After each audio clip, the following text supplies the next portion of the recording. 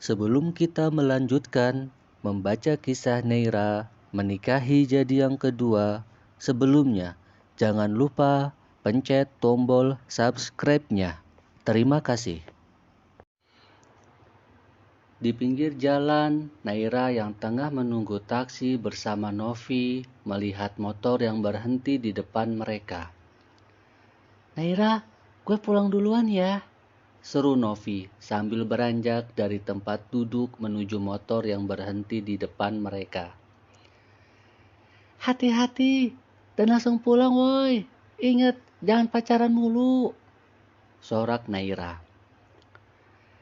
Naira melihat ke arah Novi yang sudah pergi dibonceng oleh kekasihnya. Enaknya kalau punya pacar, bisa diantar jemput. Sial banget nasib gue, belum punya pacar. Mendadak disuruh kawin sama laki orang pula. Amsyong deh gue, gumam Naira sambil terus melihat ke arah depan yang sedari tadi tidak ada taksi yang lewat. Tin, tin, tin. Bunyi klakson dari arah depan Naira berhenti sebuah mobil yang menurunkan kaca mobilnya. Naira yang kaget melihat ke arah mobil yang tak asing baginya. Di dalam mobil tersebut, Pak Dion memanggil namanya. "Iya, Pak," seru Naira sambil mendekati mobil Pak Dion. "Naira, ayo pulang bareng. Aku akan antar kamu pulang," ujar Pak Dion. "Nggak usah, Pak.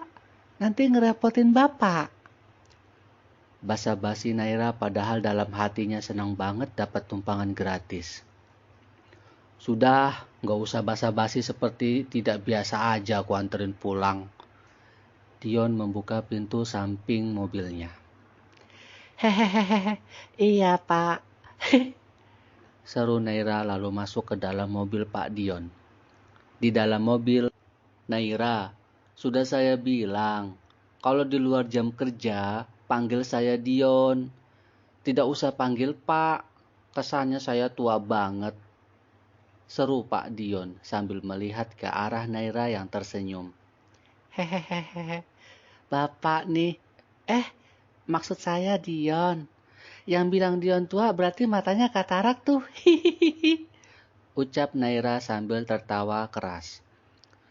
Dion yang melihat Naira tertawa hanya tersenyum sambil terus melirik pada gadis di sampingnya.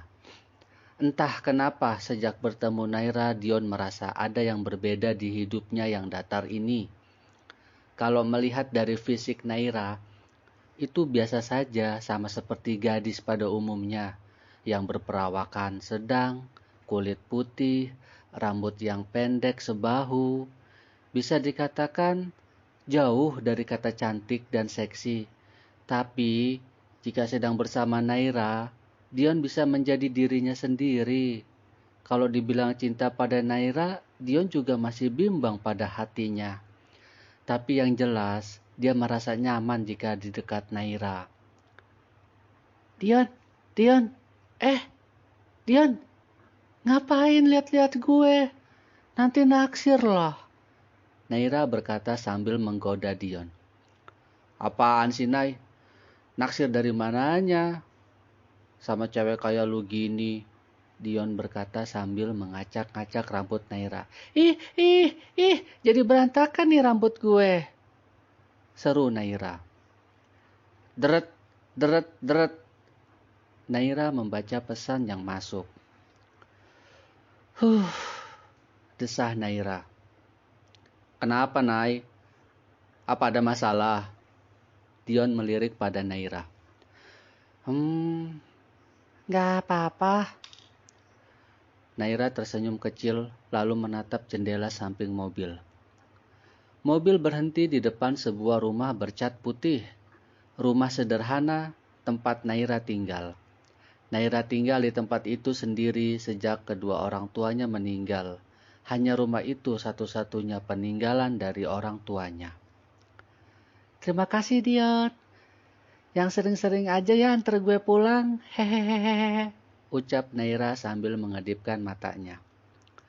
"Oke," Dion mengacungkan jari jempolnya, Lalu mobil kembali jalan meninggalkan Naira yang masih memandangi mobil Dion. Di tempat tidurnya, Nay kembali teringat pesan yang dia dapat dari Angel.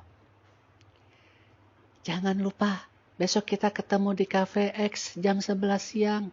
Ah, teriak Naira kebingungan. Ya, bagaimana Naira bisa melanjutkan cerita selanjutnya kalau pendengar yang melihat video ini belum juga mensubscribe-nya? Sampai jumpa di episode 5.